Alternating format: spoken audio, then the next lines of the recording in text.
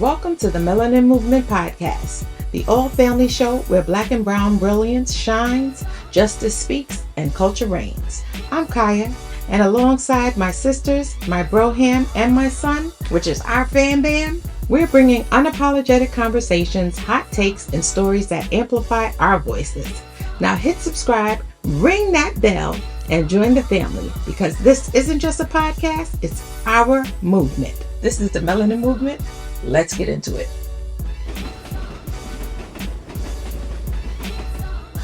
Coming up on today's episode.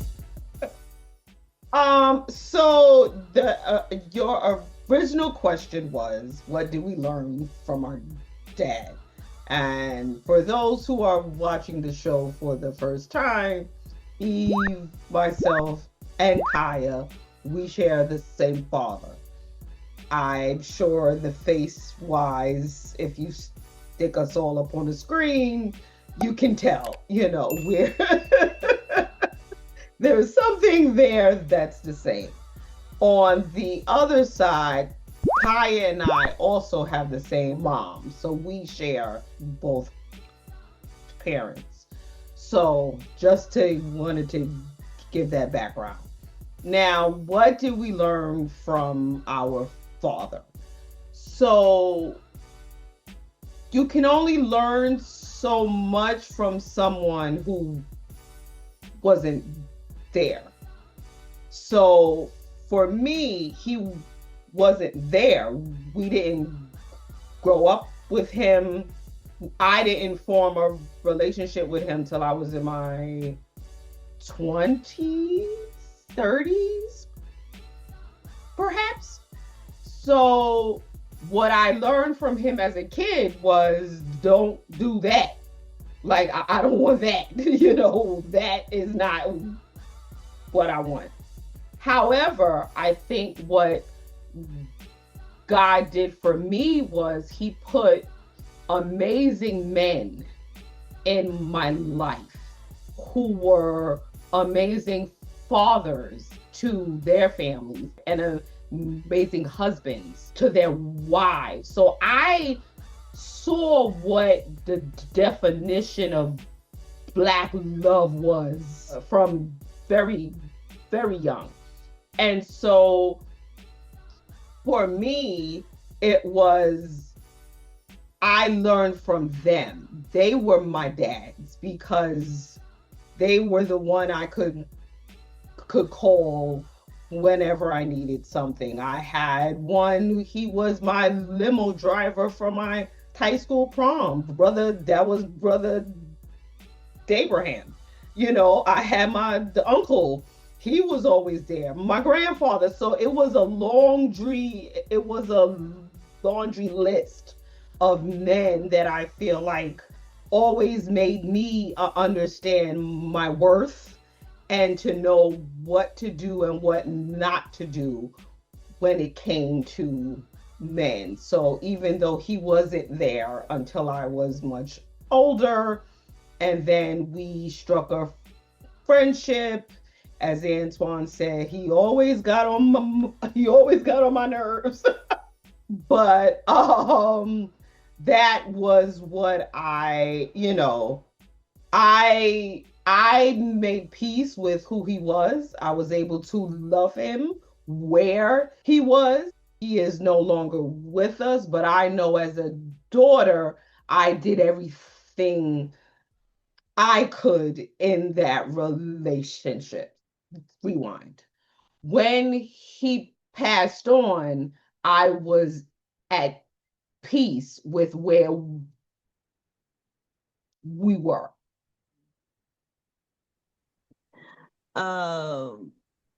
When it comes to our father, growing up, I guess out of all the siblings, I had the most access to him for the most part that I know of. Growing up, I felt, well, I was a daddy's girl growing up. I definitely was.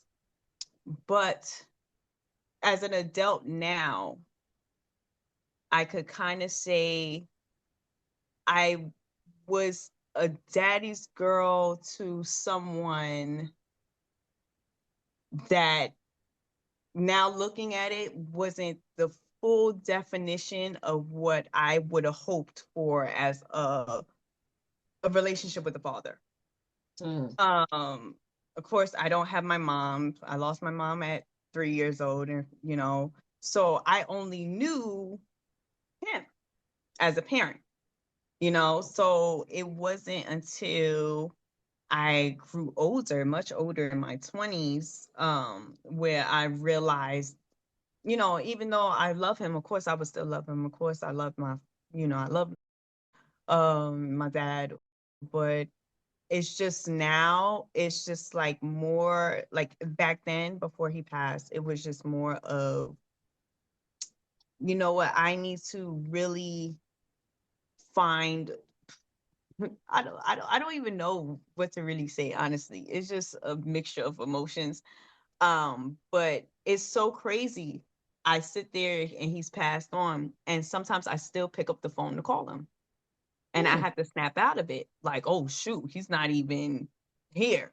Legit. I told him the other day, I'm like, yo, why I picked up the phone thinking I was gonna call especially during this time and stuff like that. Mhm. But gladly I did, like Shauna say. I was raised by my aunt and uncle. Even with him, there was no real relationship there still to this day. Like, yes, do I love him for taking me in, adopting me, all of those good things. I love him. I will always be, I will always love him. But a real connection, like a father daughter, no, we don't even speak now until we see each other at a family function, unfortunately. But I don't think there's any malice towards that. I just think we just don't speak. You know what I'm saying? Life, Get, huh? I said, Like, life be right. life. Life be life. And so I just don't, we don't really speak until we get with each other. But I can honestly say, even though I had uncles, cousins, I never got that full, like that father daughter thing. I never got it, but I honestly could say, I'm gonna cry when it comes to this. I finally feel as if I'm getting it now with his dad. And his dad is so amazing. Like, his dad is so amazing. His mom is so amazing. Um, his dad, like, I remember one time we were going through something, and his dad literally came in the door, pulled me to the side, and had a whole conversation with me and him to himself, and just basically said, like, like, just basically talked me through it. And nobody really ever did that. So ever since then, and it's just like I speak to his father every time he speaks to his father. It's like we come as a package deal now. Like, like, oh, and it's to the point where he's just like, now he's just like, no, if you want to come over, call me and I'll come and get you myself, and I'll take you back to my house. So it's just crazy how life happens. Like, I'm 32 now, and I finally get to really feel as an adult that I have a father there. And I have to definitely give that credit to his father, for sure. So yeah. Mhm. I think sometimes we forget that being a dad doesn't mean you had to give birth. Mhm. That I mean, not that you had to assist, rather, in Right. bringing that person to life. A dad comes in many forms. Mhm. It's crazy how, I mean, please forgive me, these allergies are kicking my butt. You're gonna need a Um, sponsorship for Kleenex. That is funny. That is I'm just great. saying. anyway, it's funny That is how great. it's funny how Shauna, she purports, you know, this, to me, almost imaginary um childhood when it comes to, the men that we've had in our lives and how they were there, and and how we could call them for this and call them for that, and that was not my testimony. my my father, bless his soul, I was probably the hardest sibling on him, or hardest child on him, because I named him my sperm donor. Like, I Mhm. never called him by his name or anything like that. And yes, I had men in my life. There was one in particular who was my ex's father. That's who I would go to. Like, if I got a good report card, he would give me money for the report card, or Mhm. stuff like that.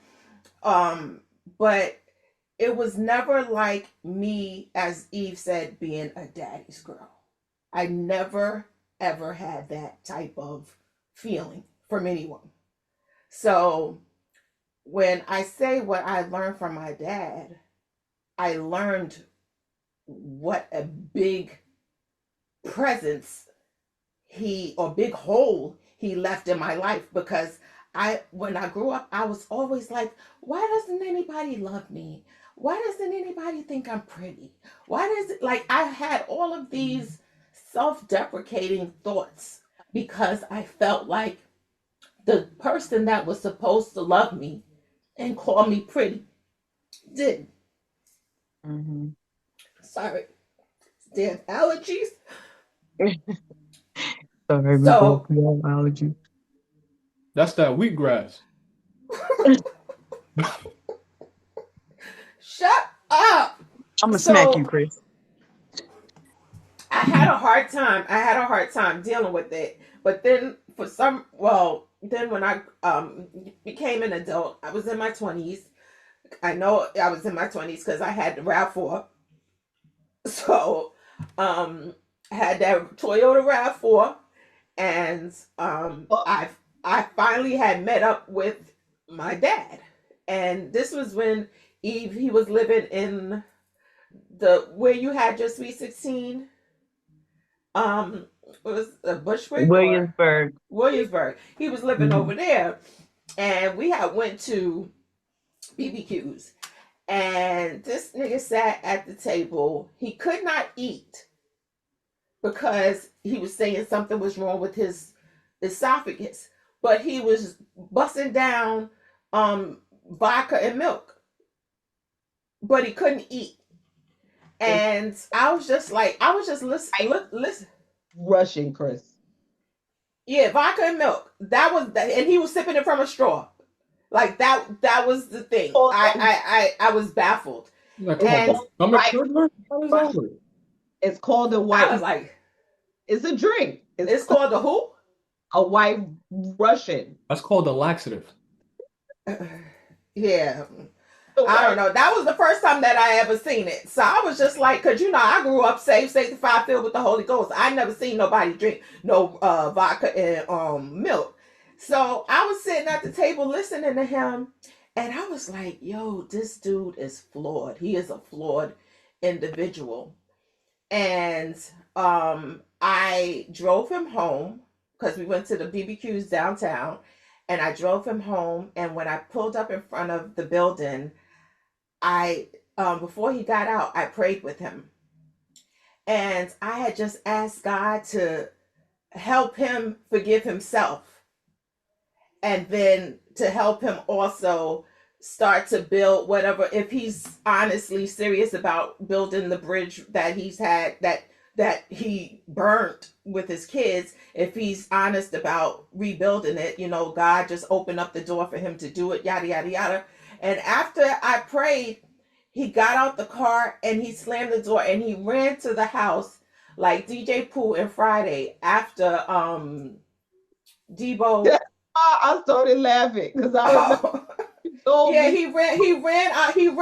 I didn't even know he could run. You couldn't. Your esophagus was messed up, but you was able to run from the car to the house, and I was just like, wow. And ever since then, I felt like part of my job was to obviously accept him as the flawed human being that he was, but also to help him regain some type to atone. You know what I'm saying? I kept on trying to get him to atone with his kids. He didn't even have to say sorry to me. So other everybody had their different things with him. And I would talk to him about it, and well, did you say this, or did you try this? Like, I would try to counsel him, and I literally, became my job. And I was just like, it's funny how I never got him when I was little to counsel me or to show me what a little girl was supposed to expect from a man, or what a little girl was supposed to have or be. Like, I never got that, but now I'm playing a reverse role almost, to where I'm trying to pour into him. You know what I mean? And it felt weird, but even in his last days, like, I was paying his bills, obviously through his bank account. I still get emails from his bank. Yeah, I don't know what to say. He ain't here. I don't have, but um, gone right there. He go gone. on right. He go on right. But as his days got, he was fighting demons. That was clear. That was clear, and it just showed how it was a generational thing. And I was trying for him to break that curse before he left the earth. So I'm guessing this is circling back to definitions of manhood at that age. Meaning, when you get to in your 70s. No, no, no. What I'm saying is, remember that there's a certain group. There's a certain those baby boomers. Oh, uh-huh. Secrets. Yeah. Yeah. They don't tell. They be like, when The I was a child's supposed to stay in a child's place, child, supposed to so be seen and not heard. I guess the ask is, for every generation, do they have their own I definition? think each generation has their own code. Everybody got their own code that they abide by. This is the baby boomer code, the Gen X code. What's up? I think irregardless of code, though, irregardless of code, the Okay, I'm gonna need you to definition stop of a saying man, irregardless, why? because it's not a word. I can think of 10 million words that we've used on this podcast that aren't words. I know, but you were using it a lot. Okay, sorry. Like Go ahead. isn't a Like, word. We don't use if you're going to conversate start on this using big words, podcast. I'll start using big words. Go But ahead, Gina. Go ahead, nonetheless, Gina. nonetheless, Shabazz out. Nonetheless, I think even in spite of age, right? You can say each generation has their own code, and that may be true, right? But I think the effect of the vulnerability of a man is ever present. Because True. Yeah. given, let's say, Pop, given, let's say, your great grandfather, um, even your father, right? That lack of, whether it was their presence or even the ones that were present, the lack of vulnerability. Look at the effect that it's had on the women that have Right. come. Right. Generations down. We can talk. Right. Nana, you, Auntie, all of Right. y'all are Right. thrown like bull. You know what I mean? Y'all, like, and I say this with the utmost respect, right? I Y'all know. have this alpha personality to where the presence of a man who has these good man traits, it's hard for you to accept those things because now you've been playing both roles for mad long because you didn't have the example of a man prior to. Now, take this for example when I was younger, right? Me getting into a scuffle with a kid and being like, you won't stay right there. My mama coming. That doesn't hit the same as my pops is coming to Yeah. run down on you. You know what I mean? Yeah. Nah, I don't know about you because my mother, I Eve. she'll don't know what slap her. situations Yeah, that you was in, but if I tell somebody my mama coming, I'm getting jumped. You know nah, what I mean? trust me, my I'm mom getting jumped. Ain't and nobody jumping you. Yay, look, yay. and the reason why I could say that because my mother, she's a Jamaican immigrant that moved here at a very young age. So, when she moved here with my grandfather, who's no longer with us. So he's always been a strong present in everybody. Ah, man, I'm getting emotional. But he's been a very strong present. Allergies. Nah, I'm vulnerable with it because it's Oh, Yeah, because he was my that's my Superman. Like he's never been ill, he's never been sick from I know as a little kid until his later years, but he's always been a strong force. So like when I look at my mother, it's like a lot of times that you want to say masculine presence that you see, that's him. And that's all I've ever known. So like I've never seen my grandfather cry until like a week before he passed away. And that was real because it's just like he's always been strong. Like I never even like when I was going through stuff as a kid, if something happened, like I remember one time I made a little prank as a kid when I did my internship like in high school. And the prank was like, hey, like I'm fake talking to you and then somebody comes and bother you on the phone. Me and my brother did that. So I'm at my internship and my phone is off. So he's calling my phone just to see, if I'm good, if I wanted something to eat or whatever. He's gonna bring it to my internship. And then I kid you not, like out of nowhere, the whole family is like, yo, where you at? And then my mom calls the internship, like, is Antoine okay? And it was like, yeah. It's like, oh, it feel like he's having a scuffle on his phone. So it's just like that strong dominance that he put is just like you said, it's generational. It's like everybody that's been under him has that present, and it's not one person that shows weakness in those moments. So it's like it's engraved in my bone, and even like for me, it doesn't allow me from times to be vulnerable because he was a militant man. Like he would just say, "20, tomorrow's another day. oh, Don't trouble I yourself." got a new name now. Right. So On and he's like I said, imagine like a hard Jamaican accent. So it's don't trouble yourself. It's you're good. So now, when I go back to see him in his vulnerable state, because I guess for me now I can imagine it's like you see me as a little kid and now I'm a grown man and it's the reverse, like you said, where he always looked after me. I'm looking after him. So like his last couple years, it was like I dropped him to work. I dropped him to every appointment. I knew his doctors. It was never a problem of nothing, but it's just like even now, like when I meet people joke, people laugh at me when I say this, but technically now I'm the patriarch in the family. Oh my God. But it's true. It's true. It's true. He's gone, so the next person next is would have been my uncle, but he passed away when I was 7, 8 years old. So the next person after that is me. So now it's like I guess the extra pressure that I have for myself is I'm trying to fill up a shoe that a man, or I'll call a giant, left on this earth. And it's like, how do I fit that? Because I've never been taught that. Now it's just, yeah, throwing me in it. So, um, yeah. You forge your own path. You take what you learned and you forge your own path as the patriarch of the family, and you build on that. You build from the lessons, you build from the blessings, you build from the unsaid things. You know what I'm saying? And you just make sure he whoop your tail if you let him down. So you just got to make sure you continue to grind, but yet ch- make the necessary changes so that you can be the well-rounded man, because a lot of times that age they seen too much.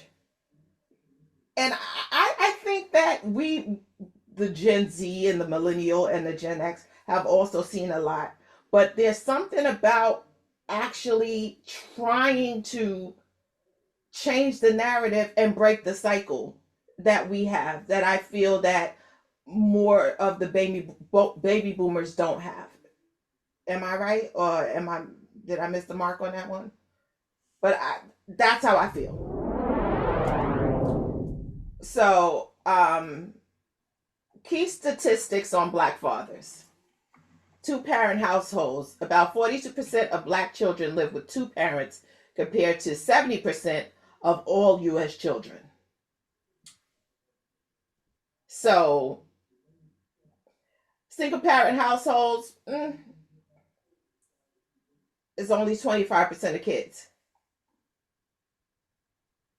But studies show that black dads are more likely than white or Hispanic fathers to engage in daily caregiving activities such as helping with homework, feeding, and playing with their children, dispelling all the myths and the stereotypes that they have about the absent black father. So that only shows that men, they, and it don't say nothing about relationships, because marriage, you know, That's a that's, different. yeah. But, you know, black men, I think they're our kings. You know what I'm saying? Whether or not they shown it to us when they were here, but they're still our kings. And once they pass, they're now our ancestors and our guidance. So I think that what we've learned while they were here on earth is something that, because I think we all have different experiences from what we just spoke about. We all have all different experiences of our upbringing and how we felt and how our dad made us feel. You know what I'm saying? So I think that once we really hone in on the fact that, look, men, they can be strong, but they can also be soft. They can have a soft side. And there's nothing wrong with that. And you don't weaponize it against them when they do. You don't throw stuff up in their face that they told you in what happened? Chris shaking his head. Shame.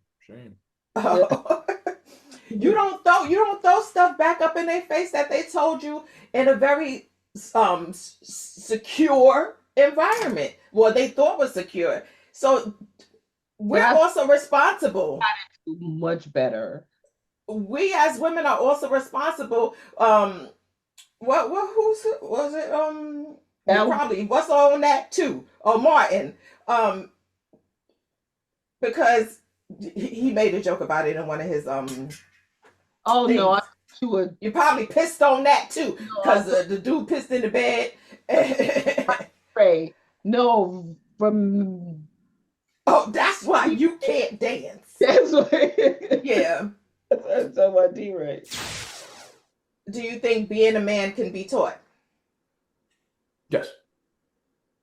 But a man has to Precisely teach a man how to be a man. I'm gonna say, not necessarily a man needs to teach another man, because I just think experiences teaches a man how to be a man. Because not everybody is fortunate to have men in their life to guide them through these moments. So I think, it's, I guess for me, it's self-reflection allows me to be a better man. So if I look at what I've done in my life and the trajectory of what it could have been, I'm happy that I went the other way, because I had to learn that I can't talk to everybody a certain way. Like even how I talk to Yvette, like separating my tonality, that's something I had to learn from her. That wasn't something my father taught me. Like my father would just tell me, "Boy, just do it." And okay, but there's no explanation of why I should do it. So I think experiences teaches you how to maneuver in your life, and then it doesn't have to be just man, but that can go to womanhood and etc. The reason why I said you learn a man teaches a man, I'm going back to historical times when a boy reached a certain age, the men in the village, the father would take the boy out into the field, and they would teach them and give them. That was the African way. It was just like when you got a certain age, you would come from away from the mom, and you and your son would go out and he would teach you how to do things to be what is the definition of a man. Now, a woman can teach you how to be respectful, how to be kind, how to balance a checkbook. Like they can teach you all of those things, but there's something about that man to man thing that only the two. Now, whether it's your father, whether it's a teacher, whether it's a pastor, there's just something about that. It's a man thing. It's a man thing Mhm. that that only they are able to do. I Yeah, I disagree, would, but go ahead, I E. would, I would, I would say I get both sides because what I was going to say earlier was that, yeah, women can teach men how to do certain things for sure, but not for nothing though. We see, well, at least I see it all the time. I'm not going to speak for everybody, but usually when a man is under women too much. He takes on that emotion, that womanly Uh-huh. emotion thing. And Uh-huh. instead of being vulnerable, it's becoming sassy kind of in a way, if you get what I'm Not the saying. sass. Yeah, Um, I do. huh? I said not the sass, but yeah, I do. Yeah, like sass in a way, in a I know sense I of, know exactly what you're talking about. yeah, like because they use like it's like Very metro. not metro, but it's just like the way I'm supposed to act, they'll take that on and become like it's I can't get the word, but you know what I mean. Like I know not exactly what you you mean. know what I'm saying? And it's just like then it's just that then you'll get the big ring Sass back. is a good word. What No? is it, Chris? What do you Feminine? say? It's Feminine? not. It's not. Because what you're saying, I agree with if you live, and this is something I can speak to personally, right? Because I've Right. experienced it. So when you live with women, right, in terms of what you're talking about, we can kind of go back to what the definition of a man is, right? So with Mhm. men, vulnerability isn't, or rather, the issue is not hiding how you feel, right? Right. The thing with men is having emotional discipline, which is something different. It's not Right. negating the feeling, it's how you manage those feelings now. Right. If you're under women, it's not sass, but now you have no control over your emotions or how to express your emotions. It's not, Exactly. I can be angry, but how I express my anger to you is something different. If I'm Hmm. sitting here yelling at the top of my lungs on the phone with you, I've lost control over myself at that point, right? Which I have done. But it took experiences and feelings of regret after beefing and yelling on the phone, like, yo, the fact that I just sat there for 20 minutes wilding, I'm never doing that again. It's like female tendencies, Correct. Correct. you Right? know? So it's just a lack of emotional discipline. I wouldn't say Yeah. sassy because I feel like sassy is too much of a fussy term. Like I wouldn't go that route. Obviously, you have gentlemen that do, you know what I mean? But I don't think that's really what it is in terms of So I would piggyback what you both of you guys just said. It's not more in the sense of even like let's say father figures, but I think as men, we need other men around us. And it's not to be in the sense of, you know, a woman can't give that same space, but we understand each other. I know for a fact for myself, um, my group of friends that I encounter, or it's always a competition. So for me, it's like that competition. I don't want to be like this is like what's the term toxic masculinity, but like Uh-huh. it gives me a level of competition or bravado. I'm gonna say that it later translates to everything else in my day. So if me and my friends are having, time and like I box. So if we're boxing and respond and say if I have the one up on somebody that day, my day is complete. I am the most, you can't tell me nothing. I'm a champion. I'm a winner. And that carries throughout my whole week. And you can't tell me nothing. Yeah, like you can't tell me nothing. Like you would say something to me, I'm like, I just beat you today. So you could beat me 1,000 times. But today, that's me. So I think men just need men. Even like there's a group of men that work out on YouTube that I watch. And this is something that me and my friends we use this now. So like when we go to the gym and we work out together, it's the same mindset where as a man, I would never let you quit. So don't quit on me. And then from there, that's how we build our brothership. So like even if like that last time I worked out with him and I was just like I had a cramp in my hamstring and my calf at the same time.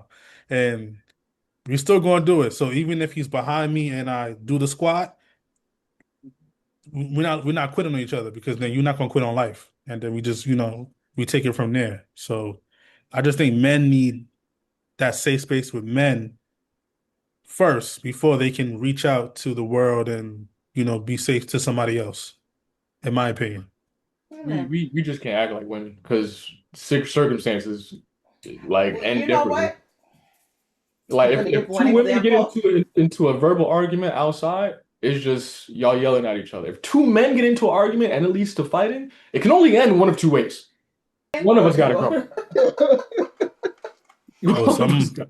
somebody I'm going to going to give you an jail. example. My husband, he is probably one of the manliest men that you will ever meet. Very much so. However, when I was having some issues, on one of my many days, he stood in the bathroom and he blew dry my hair for me. He curled it for me. I mean, I looked like I had a bouffant, but he did what he could. But he dotes on me as if he's a caregiver, and it's soft, and you know what I'm saying. Here, come, take this, hit the, woo woo woo woo woo woo. Like, you know what I'm saying. He takes care of me, and it's almost a nurturing way, but he's still extremely manly. Yeah, and then he'll go downstairs and redo the bathroom. Like, Yeah. So does the Orlando from Diary of a Mad Black Woman? Where's he got the minus them weak ass cornrows. That cornrow wig. I'm he's not got a going to pickup do truck and it. everything. He just fits the role. 100%. No, the Iconic. juxtaposition of the role, if you will. I think that is something that if we can get to, a point with men without feeling like, oh, pause. Like Yeah, Antoine just and we got to said. stop that. Yeah. Yeah, if a dude is behind me and I finish the squat, I was gonna say pause, but I didn't. I was No, just because like, even I've stopped my friends saying like, because now my friends they still say that, and I catch myself at times because it's guy banter.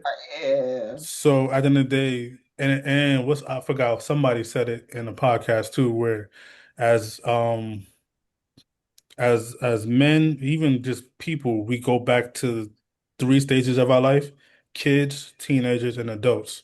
So for those banters, that's my teenage side coming out, and then if I want to play video games all day, that's my little kid side.